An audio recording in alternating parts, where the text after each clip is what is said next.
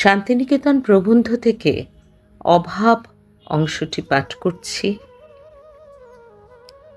তারিখ 23 অগ্রহায়ণ, সাল 1315। ঈশ্বরকে যে আমরা দিন রাত্রি বাদ দিয়ে চলছি, তাতে আমাদের সাংসারিক ক্ষতি যদি সিকি পয়সাও হতো, তাহলে তখনই সতর্ক হয়ে উঠতুম। কিন্তু সে বিপদ নেই। সূর্য আমাদের আলো দিচ্ছে, পৃথিবী আমাদের অন্ন দিচ্ছে, বৃহৎ লোকালয় তার সহস্র নারী দিয়ে আমাদের সহস্র অভাব পূরণ করে চলেছে। তবে সংসারকে ঈশ্বর বর্জিত করে আমাদের কি অভাব হচ্ছে? হায়, যে অভাব হচ্ছে তা যতক্ষণ না জানতে পারি, ততক্ষণ আরামে নিঃসংশয় থাকি এবং সচ্ছল সংসারের মধ্যে বাস করে মনে করি আমরা ঈশ্বরের বিশেষ অনুগৃহীত ব্যক্তি। কিন্তু ক্ষতিটা কি হয় তা কেমন করে বোঝানো যেতে পারে? এইখানে দৃষ্টান্ত স্বরূপে আমার একটি স্বপ্নের কথা বলি। আমি নিতান্ত বালককালে মাতৃহীন।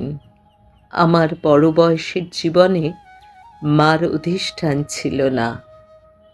কাল রাত্রে স্বপ্ন দেখলুম আমি যেন বাল্যকালেই রয়ে গেছি। গঙ্গার ধারের বাগান বাড়িতে মা একটি ঘরে বসে রয়েছেন।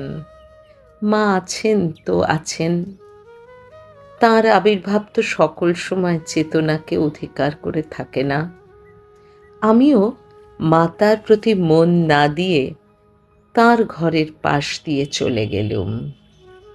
বারান্দায় গিয়ে এক মুহূর্তে আমার হঠাৎ কি হলো জানি নে, আমার মনে এই কথাটা জেগে উঠল যে মা আছেন। তখনই তাঁর ঘরে গিয়ে তাঁর পায়ের ধুলো নিয়ে তাঁকে প্রণাম করলুম। তিনি আমার হাত ধরে আমাকে বললেন, তুমি এসেছো? এইখানেই স্বপ্ন ভেঙে গেল।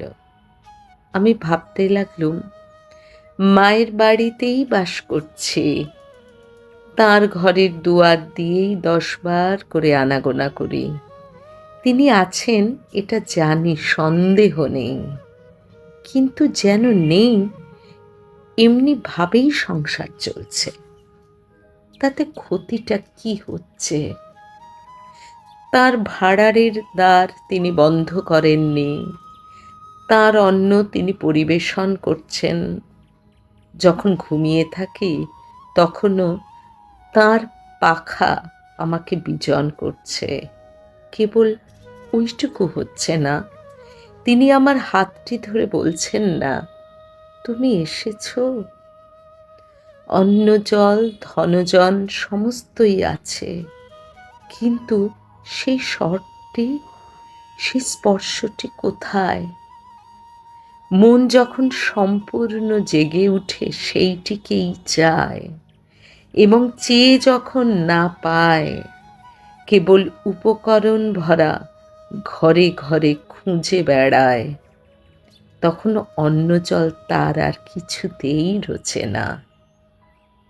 একবার ভালো করে ভেবে দেখো, জগতে কোনো জিনিসের কাছে, কোনো মানুষের কাছে যাওয়া আমাদের জীবনে অল্পই ঘটে।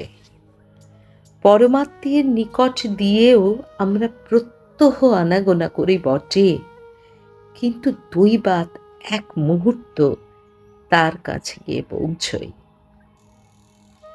কতদিন তার সঙ্গে নিভৃতে কথা কয়েছি এবং সকাল সন্ধ্যার আলোকে একসঙ্গে বেরিয়েছি, কিন্তু এর মধ্যে হয়তো সকলের চেয়ে কেবল একদিনের কথা মনে পড়ে, যেদিন হৃদয় পরিপূর্ণ হয়ে উঠে মনে হয়েছে আমি তার কাছে এসেছি।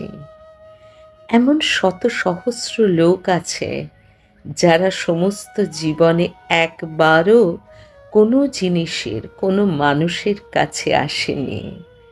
জগতে জন্মেছে কিন্তু জগতের সঙ্গে তাদের অব্যবহিত সংস্পর্শ ঘটেনি।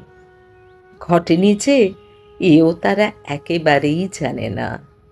তারা যে সকলের সঙ্গে হাসছে, খেলছে, গল্পগুজব করছে, নানা লোকের সঙ্গে দেনা পাওনা আনাগোনা চলছে, তারা ভাবছে এই তো আমি সকলের সঙ্গে আছি।